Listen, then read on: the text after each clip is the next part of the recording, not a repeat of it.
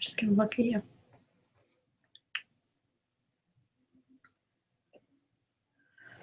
Good afternoon, interwebs. My name is Lauren Littlefield, and I am the Executive Director of the Utah Democratic Party.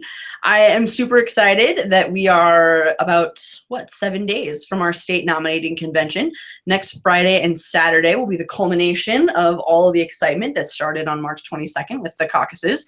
And there's been a lot of questions about what to expect at the convention. What is this thing called a delegate? And so we're going to talk about it today. So we'll dive right in. A quick summary of what we're going to cover today.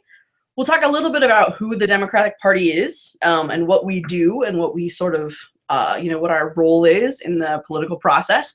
We'll talk about our caucus system and sort of what the steps from March 22nd caucus night were until the state convention on the 22nd, 23rd. We'll talk about what to expect when you arrive.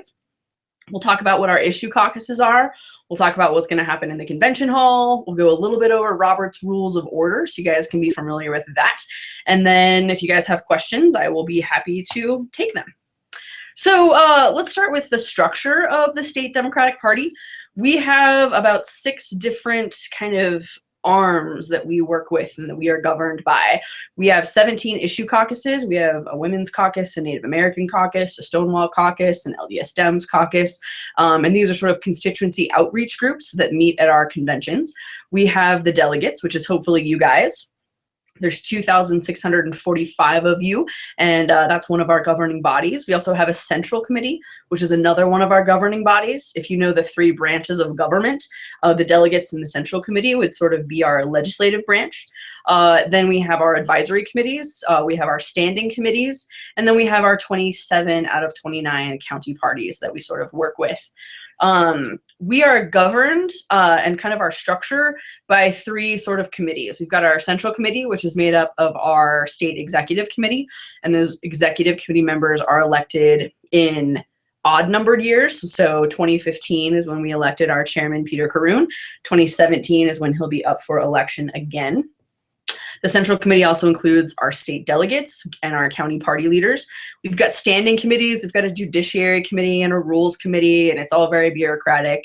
And then we've got our Advisory Committee. We've got a Finance Committee. We've got an Education Committee, and we've got a PR Committee.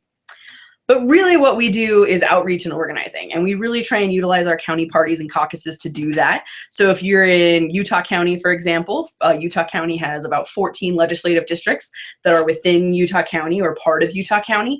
And so the goal is to have a legislative district chair in all of those 14 legislative districts that really work with Utah County, and then Utah County sort of works with the State Democratic Party.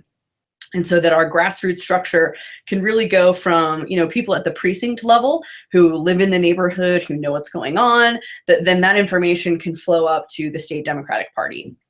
Now, who is the State Democratic Party? There are 6 of us, actually 7 as of today.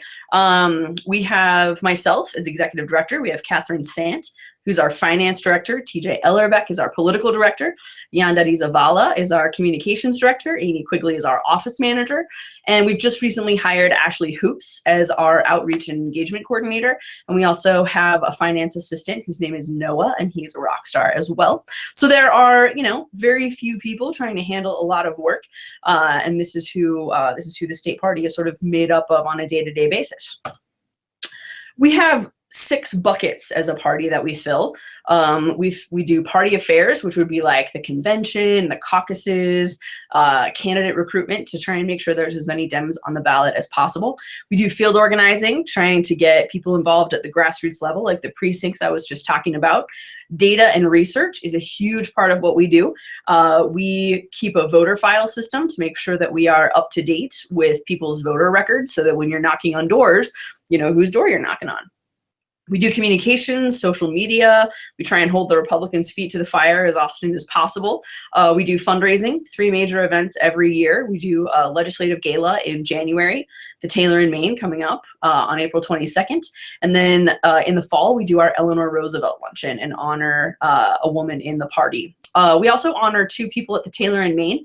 The Taylor in Maine dinner is formerly called the Jefferson Jackson, but that was offensive to a lot of people, and so we changed it to something more local. Todd Taylor was the executive director of the Utah Democratic Party for 20 years, an amazing, amazing human being that we lost too soon in 2012. So the tailored part is to honor him. And the main part is to honor the former president of the Utah AFL-CIO and former Democratic Senator, Ed Main. So at the Taylor in Maine, we give away 2 awards. We give away the Ed Main Labor Champion Award, and we give away the Todd Taylor Democratic Gain Award. And this year, those awards are going to Brandon Dew will receive the Ed Main Award, and Leon Johnson will receive the Todd Taylor Award. So those are kind of our fundraising events. And the last thing we do is we run a coordinated campaign. We want to bring as many candidates to the table as possible to work together to make sure that, you know, I'm not knocking on somebody's door for John Harper, who's running for our Attorney General spot, and the person right behind me is knocking on the door for Charlene Albaron, who's running for the 2nd Congressional District. We really try and coordinate those efforts and be as efficient as possible when we're talking to voters. Some goals that we have for 2016 once we get through the convention is we want to kick Mia Love out of office. We want to elect Doug Owens. That would be a phenomenal place for us to have a victory. We want to pick up anywhere between 6 and 8 House seats. I think there's, you know, somewhere around 15 that we can win, but we really want to take that number from 12 in the Utah House to 20 in the Utah House, and we'd like to pick up a few Senate seats as well. We want to keep Ben McAdams in Salt Lake County mayor spots. Good, better, Ben.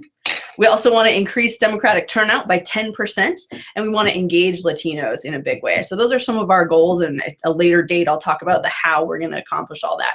But why you're really paying attention has to do with the upcoming state convention.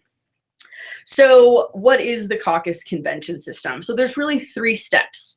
There's the first step, which you participated in on March 22nd, was the neighborhood caucuses. It was a beautiful disaster. It was an amazing night. So many new engaged voters. We vote in the presidential preference poll, and that's where you were probably elected a state or county delegate. The next step was that you would go to your county convention. Now, there's some county conventions this weekend. Utah County, Cache County, Cache County, and Summit County are all this weekend. So you're going to go to those conventions and get elected a state delegate. And then the last step is our state convention on April 22nd and 23rd. That's where we will elect nominees to the ballot for the governor, U.S. Senate, our 4 congressional districts, all of our statewide races, and national delegates, folks who want to go to the national convention in Philadelphia in July and represent their candidate in the state of Utah. So that is our caucus system. What is a state delegate? Big question. You're pretty important, state delegates. State delegates are representatives from their precinct within the Democratic Party. So on caucus night, you were probably elected or appointed a state delegate. If you live in Salt Lake County, for example, that's what happened. And you are a representative of your precinct at the state convention. And you are going to be in charge of voting for which of our 2 amazing gubernatorial candidates will be our nominee, either Vaughn Cook or Mike Weinholtz. You'll be in charge of voting for who you want to represent the Democrats on the ballot for the U.S. Senate seat. We've got 3 candidates there. You got to be 18 years old. You got to be eligible to vote on November 8th, 2016. The other thing about delegates is that your term doesn't end after Saturday. Your job is to really keep going. So we really look to delegates to help us organize on the precinct level.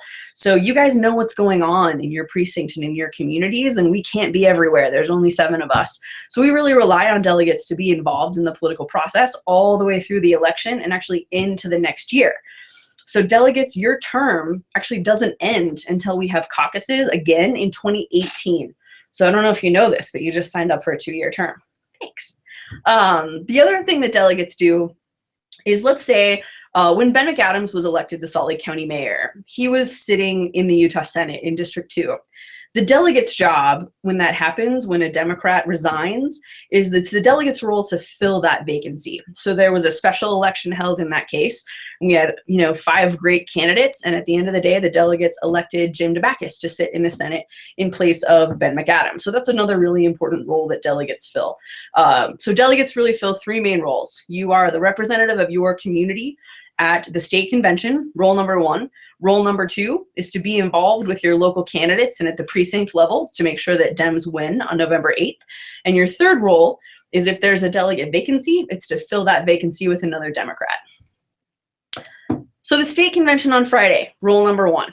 So The convention is actually 2 days. It kind of seems like all the big stuff happens on Saturday, but Friday is actually a really important day. Friday, we're going to be doing a training for candidates and volunteers starting at 8 o'clock in the morning. We're going to talk about how to fundraise, and we're going to talk about how to do field work. And we're also going to have a presentation from the Lieutenant Governor's office about making sure that your financial disclosures are turned in on time if you're running for office. So that's $20 to attend, but it includes 2 meals and your training materials. That will end at 2:30. And then registration for the national delegate elections will open. So what you'll do is you'll be at the Salt Palace. You'll be in room 155A for the training. You'll go to the registration area, which will have lots of maps too, and you'll show your ID. And they'll tell you what congressional district you live in. They'll give you a list of people running for national delegate, and they'll ask you, would you like to be in the, you live in congressional district 2, would you like to be in the Hillary Clinton room voting for national delegate, or would you like to be in the Bernie Sanders room voting for national delegates? You'll tell them, and they will give you a ballot that has all the people running for national delegate from that congressional district. And they'll tell you your room number, and you'll go in there and you'll listen to the speeches of people running for national delegate. 1 minute each, so it's not going to be a super long night. And you'll be able to cast your ballot once those speeches are over.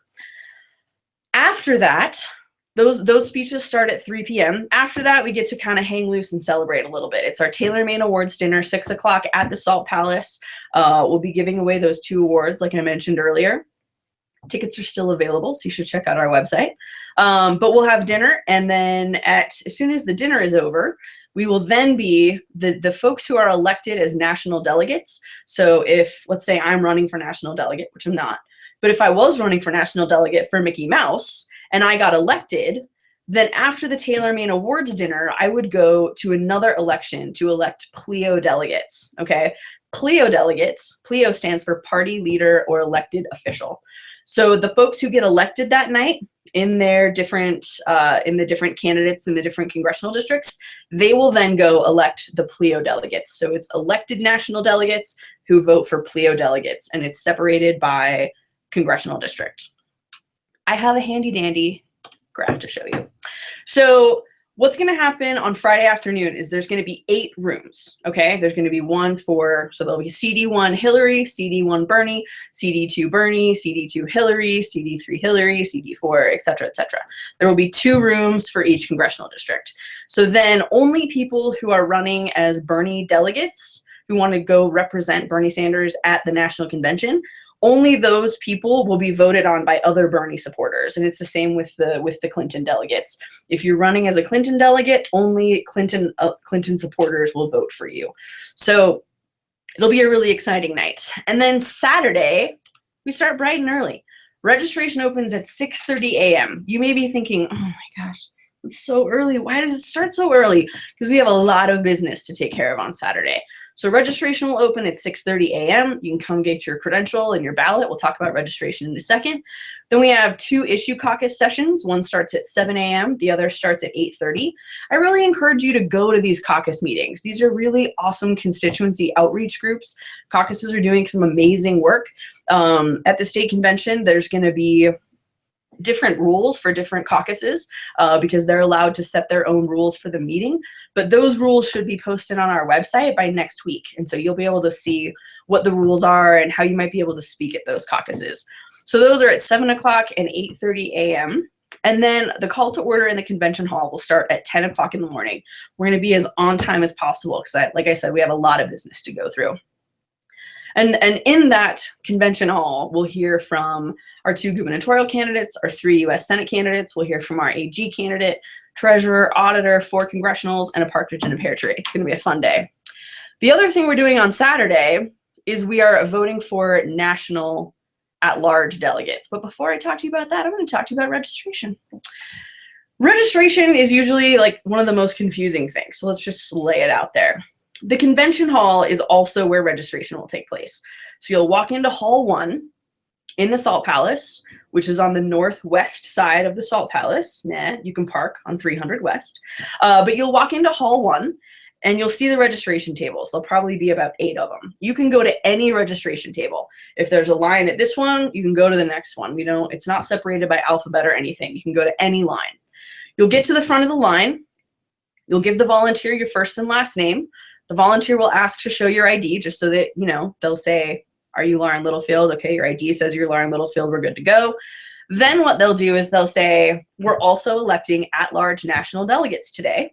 Would you like a Bernie ballot or would you like a Hillary ballot? And what you'll be able to do is you'll either be able to vote for the folks running for at-large delegate to represent Hillary Clinton, or you'll get a ballot for candidates wanting to represent Bernie Sanders. And then what you will do is after you've said which ballot you want, you'll be given your credential that says delegate. You'll be given your ballot, which will include the at-large delegates, and then you'll be given an additional ballot that has the gubernatorial candidates, the U.S. Senate candidates, and then National Committee man and National Committee woman, which I haven't talked about, but I will. So then those are going to be stapled to your credential. You'll be given a lanyard, so you can just wear that all day. Don't lose your ballot. Super important. The way the at-large delegate national delegates work is the same as the district level. So only people who are supporting Bernie Sanders will be voting for national delegates supporting Bernie Sanders, and the same goes for the Clinton campaign. The issue caucus meetings. We have 17 issue caucuses at the state party. We have a Stonewall caucus, we have a Veterans caucus, we have Young Democrats, we have Hispanic caucus. There's lots of different issues and lots of different identities and lots of different constituencies. And like I said, I really encourage you to get involved with those. I know they're early in the morning, but it's a great way to sort of kick off the day and start getting excited about what's going on. All of this information will be posted in the program that you'll also get that day when you get to the convention. What these issue caucus meetings are is the word caucus gets thrown around a lot in the Democratic Party. We had the neighborhood caucuses, we have the issue caucuses, we have the House caucus. These caucuses are really gatherings of like-minded Democrats, right? And so some of the caucus business might be, for example, the Young Democrats are electing new leadership. That's going to happen there. The Hispanic caucus is endorsing statewide candidates. So there's different things going on in different caucuses, but it's a great way to start creating a community for especially new people in the party. The next thing is the agenda in the convention hall. So what the convention hall will be is like 2,700 chairs and a stage. And our chairman will be on the stage and he will like with a hammer, call the convention to order. We have a little bit of business we have to get through. We have to approve a rules committee report, which basically says the rules for the convention were approved by the rules committee. This is the rules report. I'll entertain a motion to approve. Someone in the crowd will say, motion to approve. And someone will say, second. And then the person at the dais will say, all those in favor. You'll hold up your little orange credential and say aye. And then we'll move on to the credentials report, which is to say, the delegate list was approved by the credentials committee on such and such a date unanimously. I'll accept a motion to approve. So moved. Someone will say second, yada, yada. The next thing that'll happen is we're going to get a report from our platform committee. Now, those of you who attended the Salt Lake County Convention, there was actually a debate on the platform. That's not going to happen at the state convention. We are going to adopt our platform next year. So in 2017 at our organizing convention, that's when we'll debate the platform. What's happening on Saturday is a report on what the platform committee has been doing. There'll be a draft of the platform in your program, and then we're encouraging folks to get involved in the platform committee, which you'll be able to do at the info booth. So we're not going to be debating the platform on the convention floor. That's something that's important. It was said at the county convention, but that was actually inaccurate. The next thing that'll happen is candidate speeches. We'll hear from our gubernatorial candidates, our U.S. Senate candidates, our congressional candidates. We'll hear from all the candidates. And once all those speeches are over, that's when you get to unstaple your ballot from your credential, fill it out, and put it in one of the sealed ballot boxes that will be at the registration area. Shouldn't take too long. We'll sort of gauge when we feel like most people have voted, and then we'll give a 10-minute warning. We'll give a 5-minute warning. We'll give a 2-minute warning. We'll give a 1-minute warning, and we'll do a last call. Once balloting has closed, it's closed. So if you didn't turn your ballot in the time, you won't be able to turn it in. So that's why we want to give so many warnings to make sure that people know. It's also really important to not leave the convention. Because we don't know how long speeches are going to go, there may be some overlap and times may get a little bit messed up.